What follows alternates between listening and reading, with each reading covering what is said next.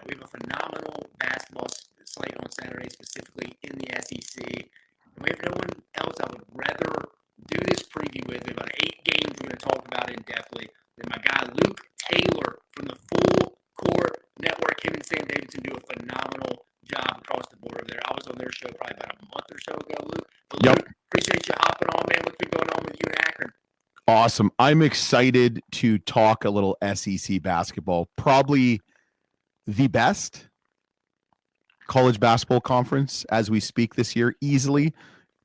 By far the best coaching, I would say, as a conference. So I'm excited. I'm excited always to talk to you and stuff like that. So thanks for having me, Big Shoe. I appreciate you coming on, brother LT. Hey, I was going to say, do you believe in the hype a little bit? It's probably too early to say. Do you think this is the best? It's probably off a pure non-conference performance, the best performance the last 20 years from a conference. But do you think overall, when we get to the end of the season, do you think we'll be saying the same things? I think, listen, the first month, the SEC has done very well. I mean, Kentucky. I mean, people are saying like Arkansas is struggling. They lost 2 bloody games, and they've played a good schedule. I mean, I think Calipari's finally switched his kind of philosophy, like not just trying to go young. He's getting some transfers and some age with some certain players. But I just the couple teams like Oklahoma, listen, they're undefeated. They've played an interesting non-conference schedule. I think once SEC conference season start, it's going to be a bloodbath. You've heard me say it before. I'm going to say it again because it's just so competitive, and there's going to be no nights off. No, and what is it? The stat out there is right now there's not a Z. I think every road loss would be a quad 1 loss. There's not a bad loss. Now, granted, that's going to change if people start beating each other, but it's just an impressive feat nonetheless across the board. But overall, who are you buying? Before we get into these previews, and again, I didn't want to take too much time, right? 25, 30 minutes for the folks. Yeah, whatever. Who are you buying? And if you had to say, and there's really not a lot of negative stuff to say about the league, who are you selling from like a true kind of contender, mid-tier type of team? They may think if there is an overrated team, maybe this team.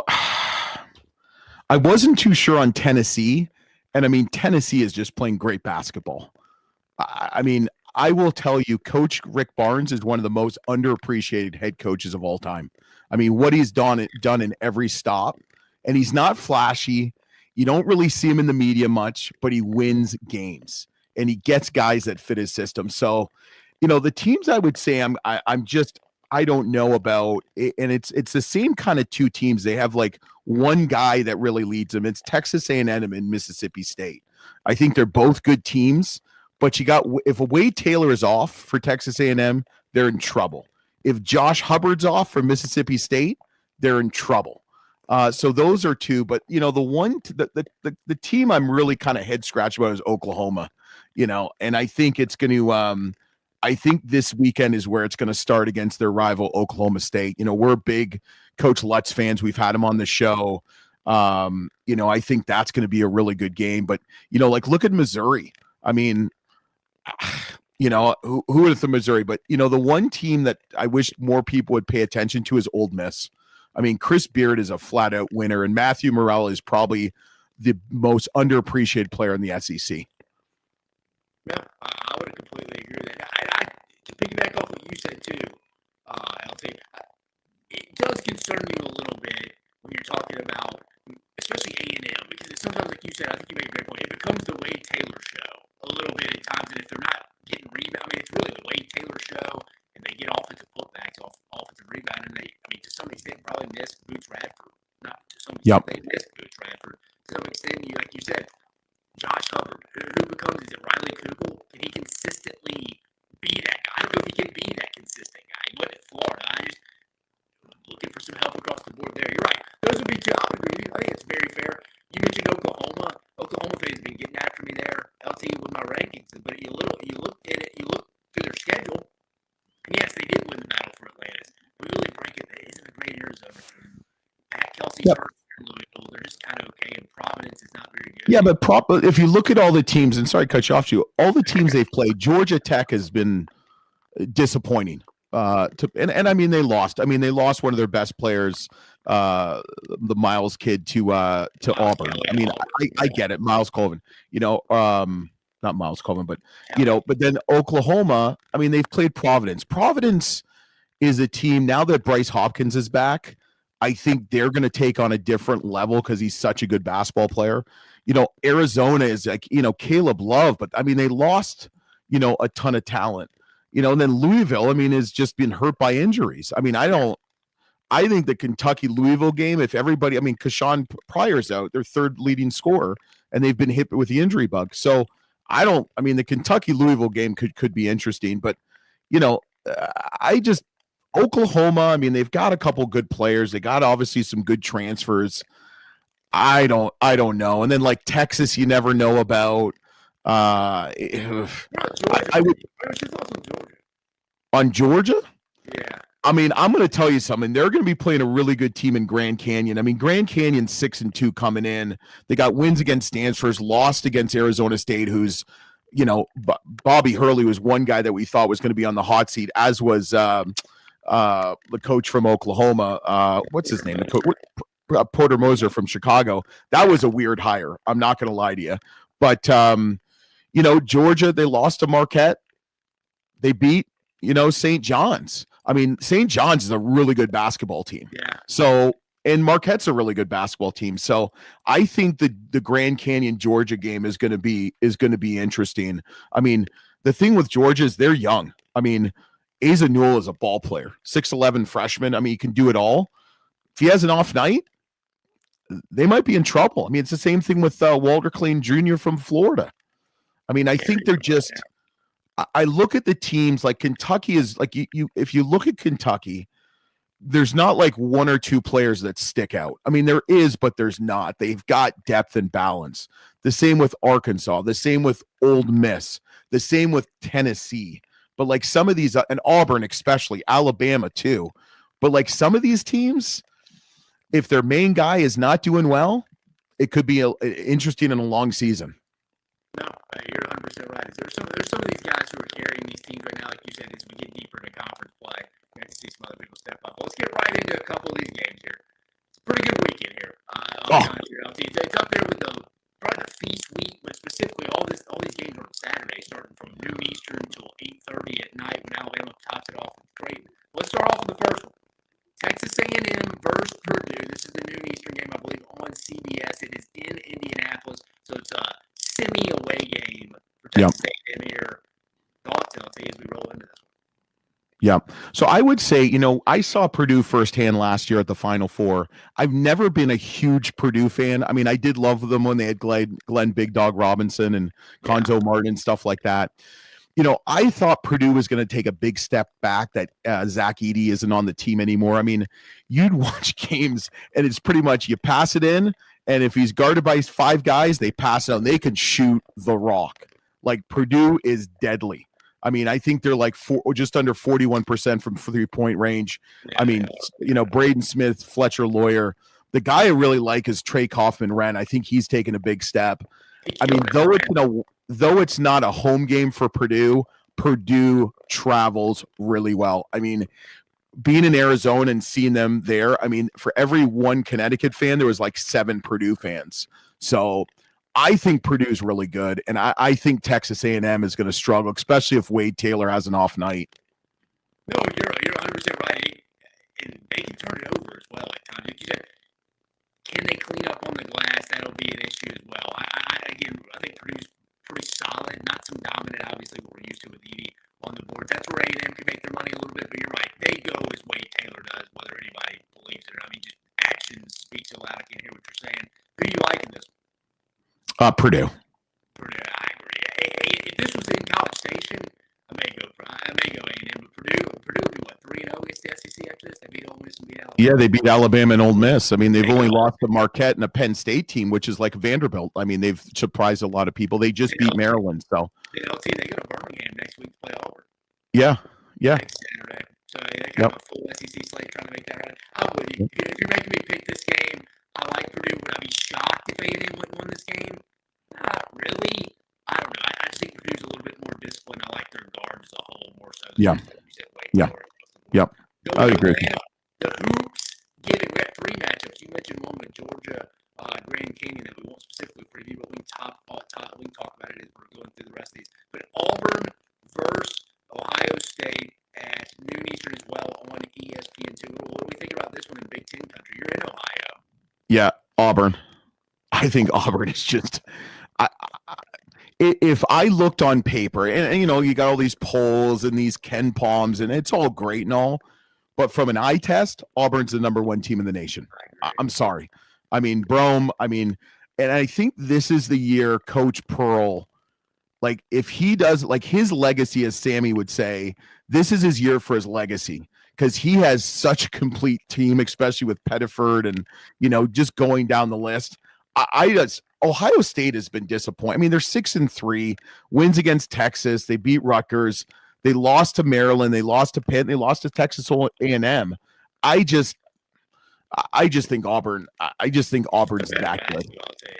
Yeah, I mean, they're just, it's, you know, and I think Ohio State's still trying to figure out their identity. I mean, they got Michi Johnson, who came from, you know, back from USC. He's kind of struggled. Bruce Thornton's a great player, but I think Auburn is just that good. Yeah, Ohio State not a great rebounding team. If they don't rebound well, especially defensively against Auburn, like you said, that could be a total blowout if you give them too many second chances, especially with Purdue. I'm with you. Yep. Better in the country right now. That's why I have Auburn at number one in the power rankings for myself. And we talked a little bit about all fair some fan bases, but so Tennessee fans have been getting on me about that a little bit. Why they're not number one in the AP poll says they're number one, but like you said, eye test has to count for something. We've been talking about that a little bit with college football playoffs, eye test. But moving to the next game, I agree with you. I'd be a little shocked if Auburn lost that one. Not too far away from an Auburn home game too. Atlanta. Florida, we're staying in Atlanta. Same classic Hoopsgiving. Florida with Arizona State. Bobby Hurley and the boys rolling in.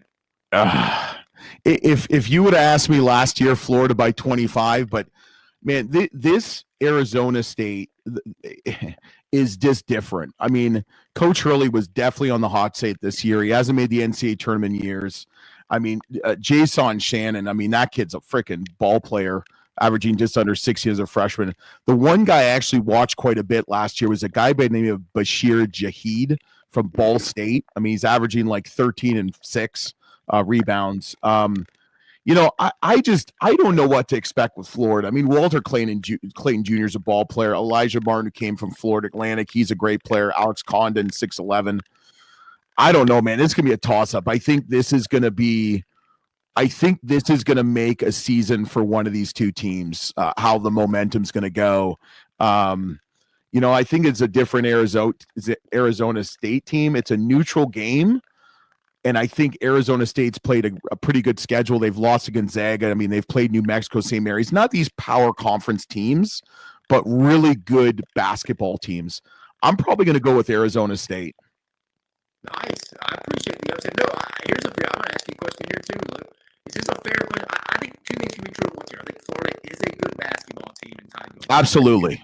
But you do look at their schedule, and I'm looking at it right now. South Florida, Jacksonville, Grambling State, Florida, A&M, Southern Illinois, Wake Forest, Wichita State, Virginia. I mean, the best win is definitely Wake Forest, I would think, than Florida State.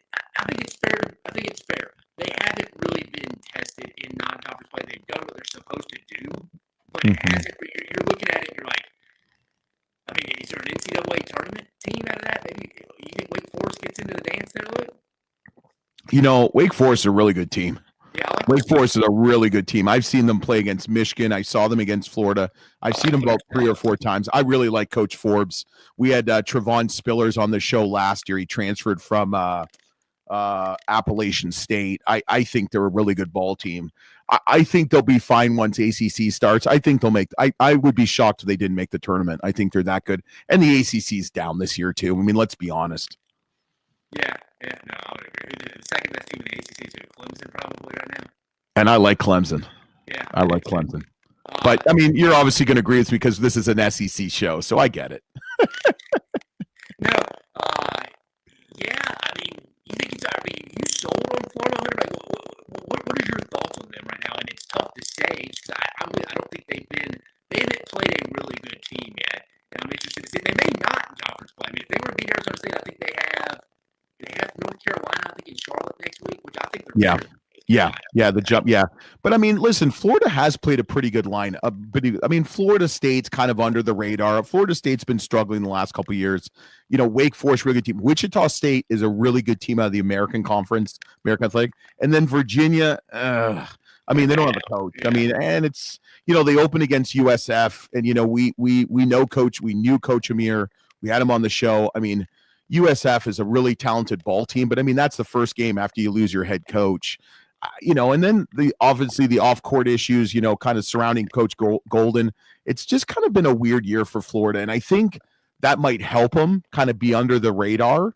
But it's like if you said name me 3 or 4 SEC teams, they wouldn't be in that 3 or 4 or 5 names. But they're a great basketball team. So you don't think they're in that top third or fourth? You probably say as we stand in this moment. They're not the Florida of 20 years ago. Going for back-to-back. I mean, they're a good program. Walter Clayton Jr. is a freaking great basketball player. I really love Elijah Martin. I loved him at Florida Atlantic under Coach May's offense last year. They're a good team. But do they have enough depth to carry them through the SEC? Because here's what's going to happen. All these SEC games are going to be so difficult that teams are just going to be exhausted by conference play. I mean, they're going to be exhausted. Yeah. Like, there's no nights off this year in the SEC. Like, zero. What do you think here? Like, did you see a 7-11 SEC team conference record-wise make the tournament? Depending on what they did non-conference. I don't think a team that has a below 500 record in conference should make a conference be the NCAA tournament. But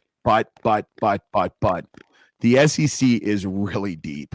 I mean, it's a really good conference. The best. I mean, it is. Let's call a spade a spade. I mean, it's the SEC, the Big 12, the Big East, the Big 10, and then the ACC is just so.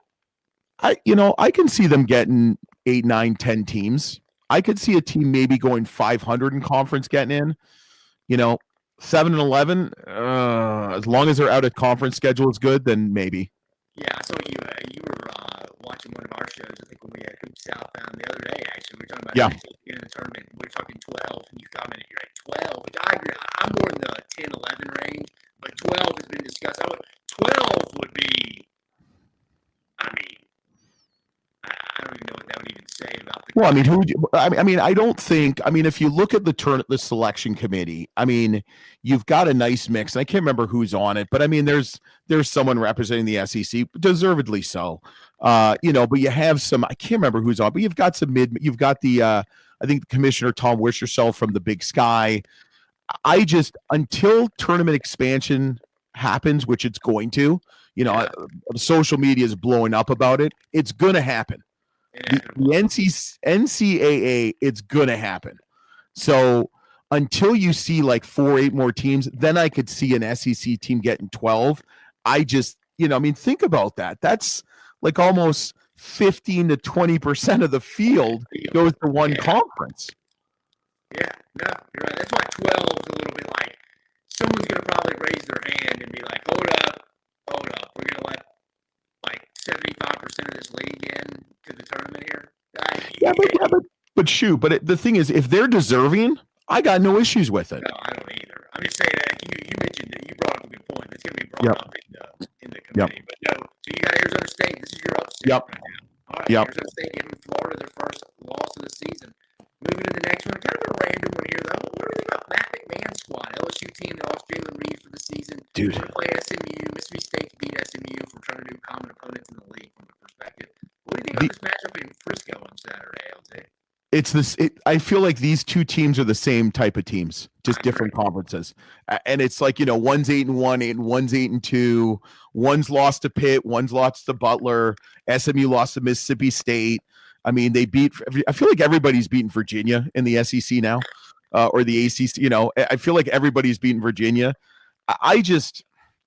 I think SMU's a good team. I think LSU, I mean, they've beat K-State. K-State's a great team. UCF's a good team. I think it's going to be LSU. I think LSU, I mean, though it's in Frisco and it's, I guess, an away game, it's going to be honestly a toss-up, but I think I'm going to go LSU. I will too, even with the Reed injury. They seem very similar. This would be a big win for Matt.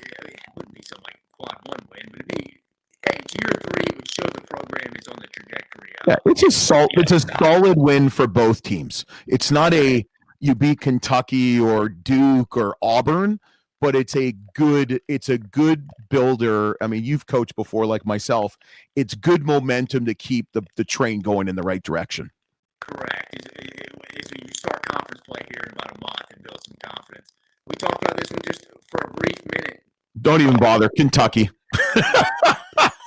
Don't even waste your time. That rough. It's not rough. I mean, the energy in Kentucky basketball. I mean, the Pope, they got God, they got the Pope, they got Jesus Christ on their side. They got, it's like. What's your thoughts on that so far? Well, I want to ask you this. What was your thoughts when they hired Mark Pope?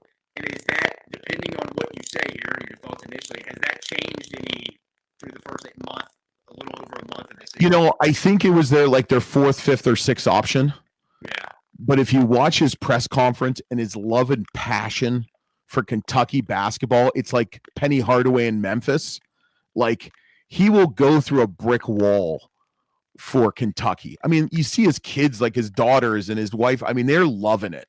And I think, now, no offense to Kentucky fans, they're passionate. I mean, I think most SEC fans, I think every school outside of the SEC wants to be an SEC school because I think there's just so much. I mean, it's a way of life, right? I mean, the SEC is like culture.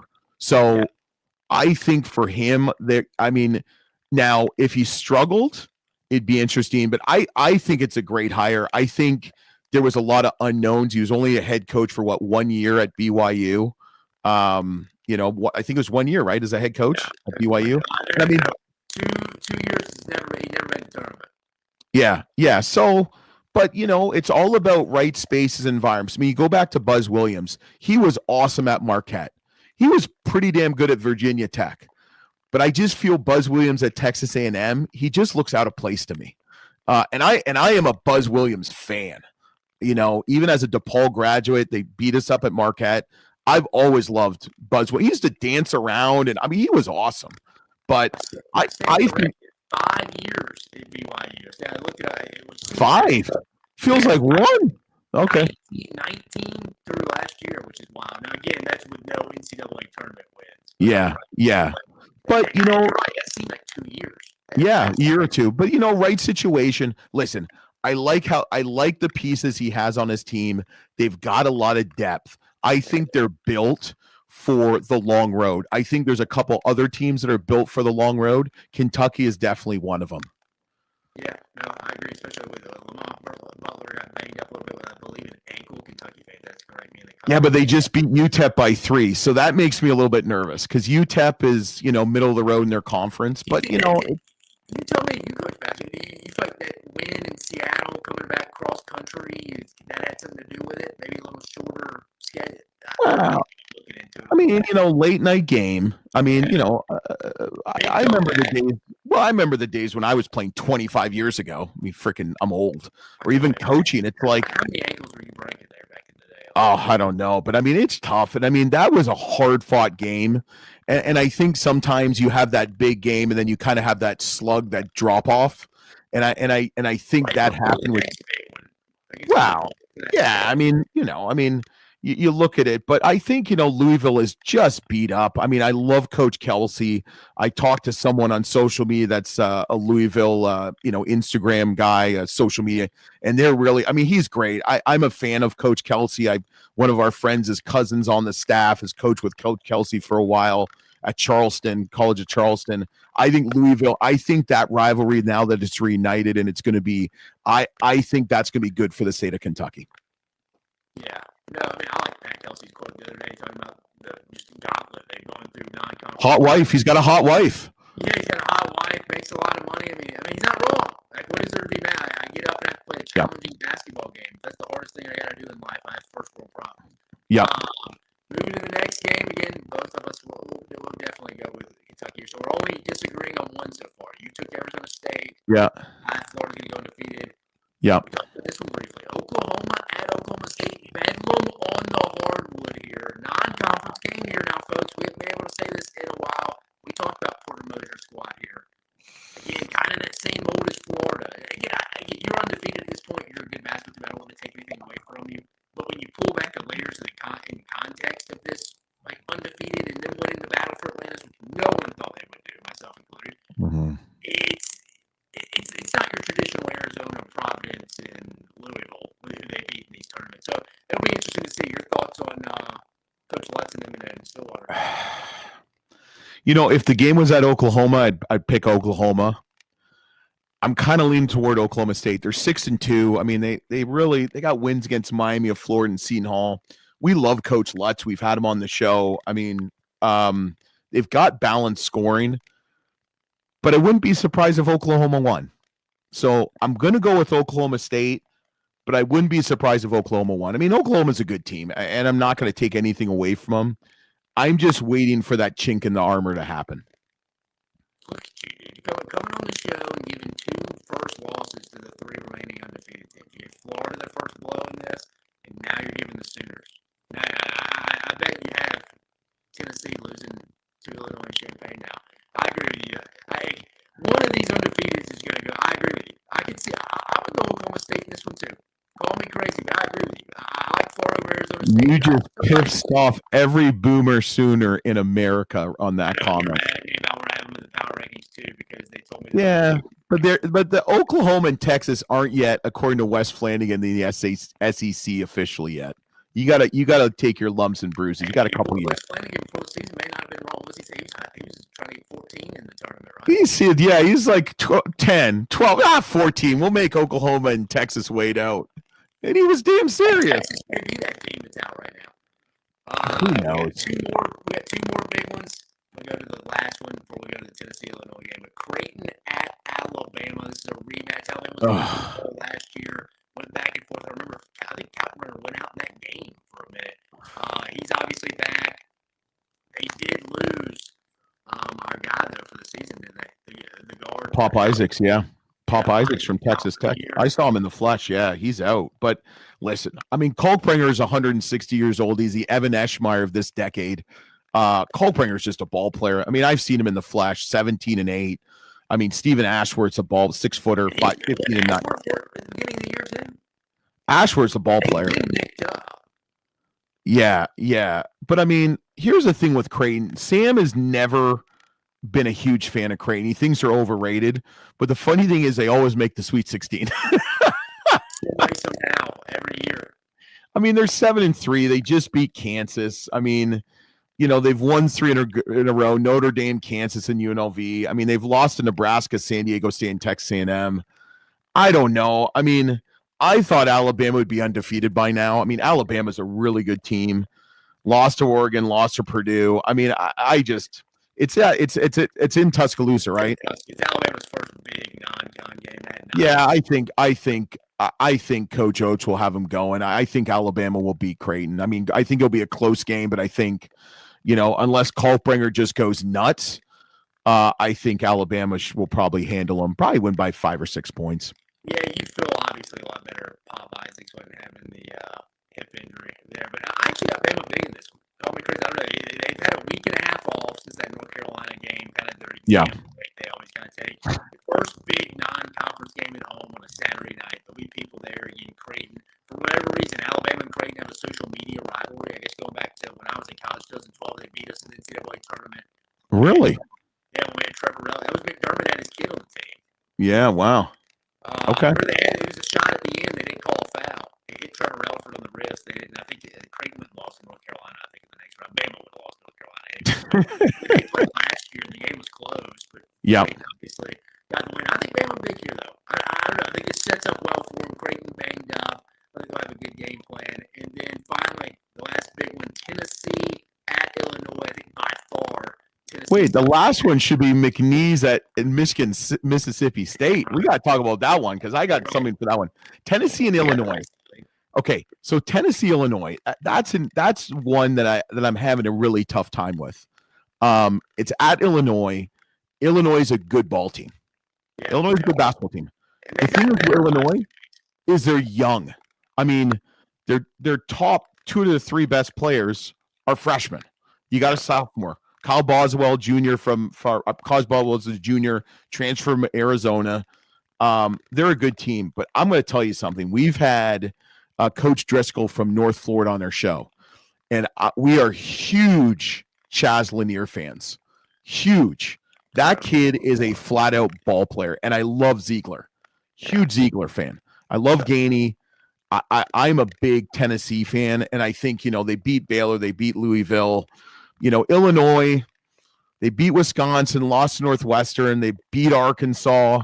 I thought that was a really weird game against Arkansas. I mean, Arkansas didn't play their best. But it's out of Illinois. What's that? I feel like Illinois controlled that entire game. They did. Arkansas just looked, Illinois played really well. Arkansas looked different.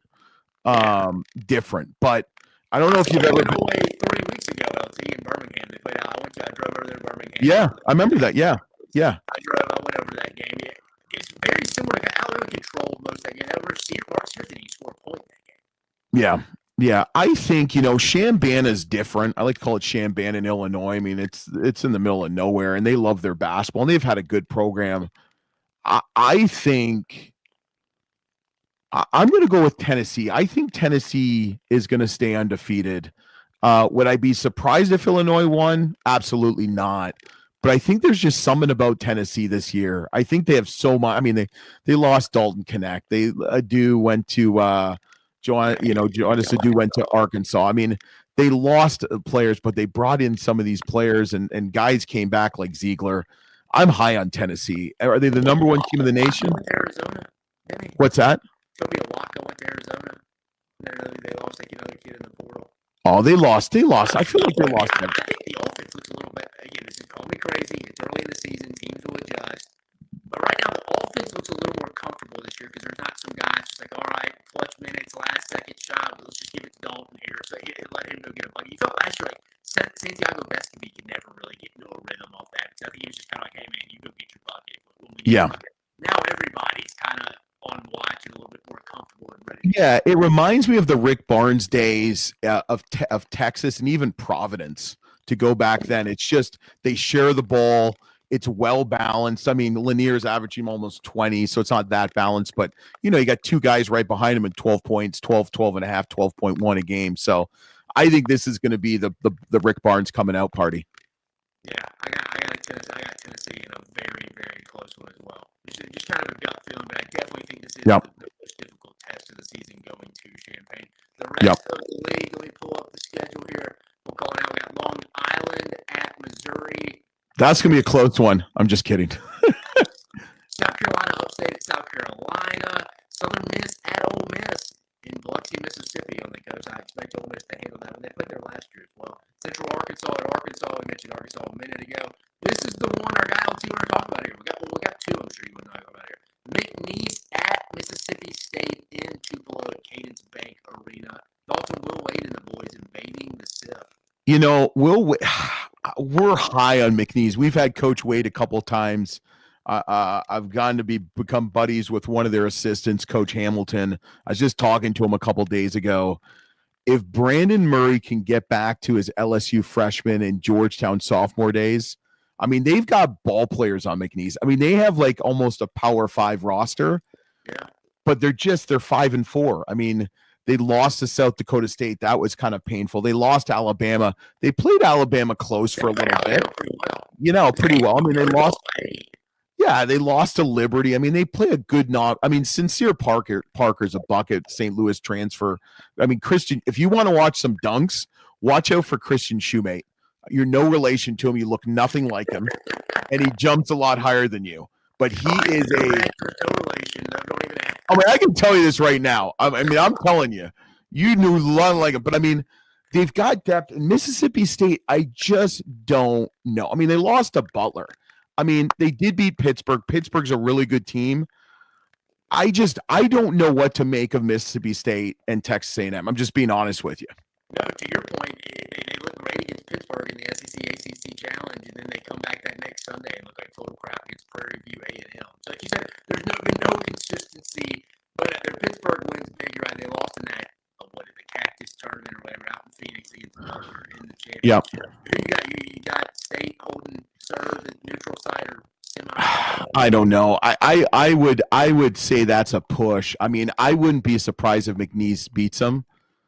Close. I mean, they just got so much. I mean, Joe Charles came from Louisiana. He's kind of struggled. I mean, Quadir Copeland from Sarah. I mean, they've got a bench and a lineup. If they can just figure it out, I think they're going to be sneaky good. Like I said, I don't know what to expect from Mississippi State. I just don't. I really don't. I'll go State in a close one. You're right. McNeese do get a big win. They played a lot of good teams. Yeah. One of the McNeese State. Yeah, one of the state's going to win, whether it's McNeese State or Mississippi State. The state team's winning. I think McNeese State's trying to get away from the state. There's McNeese. But then the final one, the Hoops, giving in Atlanta. Remember, there's 3 games there, folks. You had Auburn, Ohio State, Grand Canyon, Georgia, who we're about to talk about, and then you got Florida, Arizona State. But you brought up the old, I got the Lopes for a minute. They lost Alabama in the second round of the NCAA tournament. That game's going to win either way. What do you thought about? What do you think about the Lopes invading Atlanta against Mike White's Georgia Bulldogs? That's going to be a really good game. I'm going to watch that game just because Grand Canyon is high, light, electric. I mean, Tyon Grant Foster is only averaging 16 a game. Isn't that pathetic? They say he's only averaging 16 a game. I mean, that guy is a ball player. What's that? That's only 16 more than I'm averaging there. Well, yeah, speak for yourself. But like Jacoby Coles, I mean, TCU transfer. I mean, they just have a lot of weapons. I mean, they lost Gabe McGlothian, but I mean, they've got, is this their? I mean, they're 6-2. They've played a really good schedule. Georgia, I'm kind of like Georgia's in that kind of Mississippi State, Texas A&M. I really don't know what to expect. I mean, Asa Newell's a ball player. I mean, that guy is fun to watch. Silas Demery's another good player.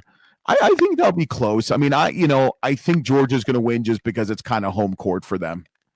Yeah, I'd agree. It's State Farm right now. I'll get Georgia in that one. Before we get you out of here, folks, Luke Taylor joined us from the Full Court Network. Go give them the follow at LT and Sammy D1. If you're not already following them, I don't know why you wouldn't. If you're nice and you have a high common sense level, we'd love for you to follow us.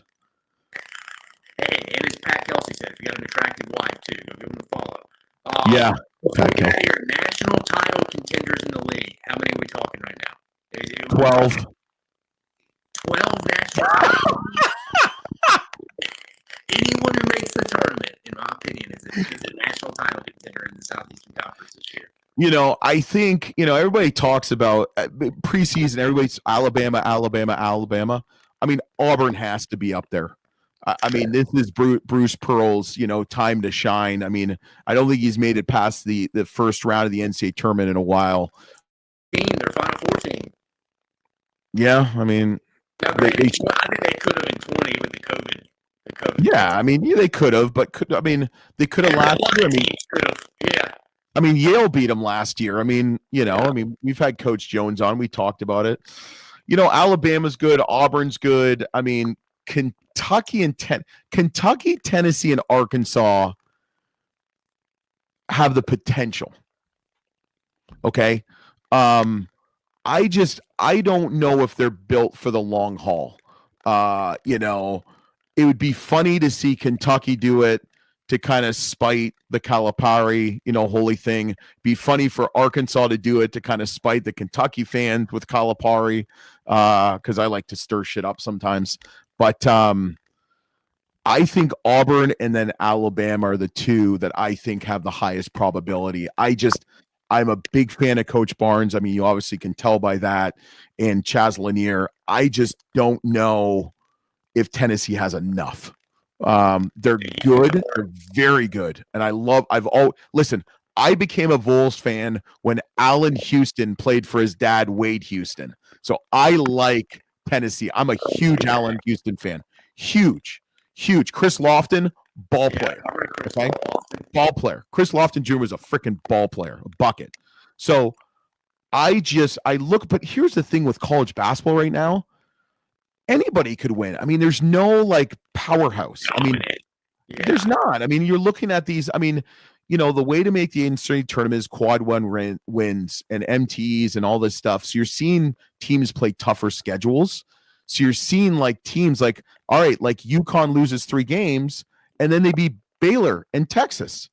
I mean, I don't know. Auburn beats so-and-so and then they lose to Duke and then they beat so-and-so. It's I don't know, but I think you took the words right out of my mouth. I would say that's the two teams. Bama, I think, is built for the long haul, and then I think Auburn as well. You're right. Tennessee, defensively, it's just like you said. I think you used a good word right now, or a good phrase. I don't know if they have enough offensively to go do it for 6 straight games. Maybe I'm wrong, but I just don't know if I see it. Yeah, I mean, you got to do it during conference, and then you have to do it in the conference tournament, and then you have to do it in the NCAA tournament.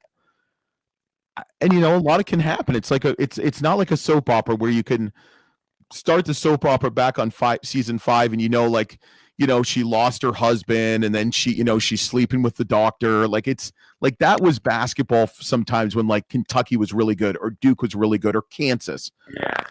But we got like 12 to 16 teams. I mean, you look at UConn. Are they good enough to win another national championship? Absolutely. Absolutely. Is Auburn good enough to win the national championship? Absolutely. Is Alabama? Absolutely. Is Purdue? Absolutely. I mean, I can go through Kansas, a whole list, Duke. But I mean, well, come into March and April. Yeah, you're right. But what I will tell you is this conference this year in the SEC is probably the best it's ever been, top to bottom. And I think whatever team comes out left standing from the SEC is going to be prepared to play anybody, anywhere, any second, any moment, and compete. No, I agree with you, brother. I got Alabama and Auburn as well. But LT, Luke Taylor, I appreciate you hopping on, folks. Again, Luke Taylor from the Full Court Network. Go listen to him and Sammy every day, providing phenomenal college basketball. I'm doing the Heisman for you. I know it's not college football, but I'm doing the Heisman. I saw Cole in the comments say audio sounds weird. We're trying to get the audio fixed. Again, I told you the show's on the road for the next 10 days. I got to come for a family member's graduation, and then we're obviously doing early Christmas. So we're going to be broadcasting here. We'll get the audio. We got a lot of stuff coming at you from the SEC Unfiltered channel. Football, awesome.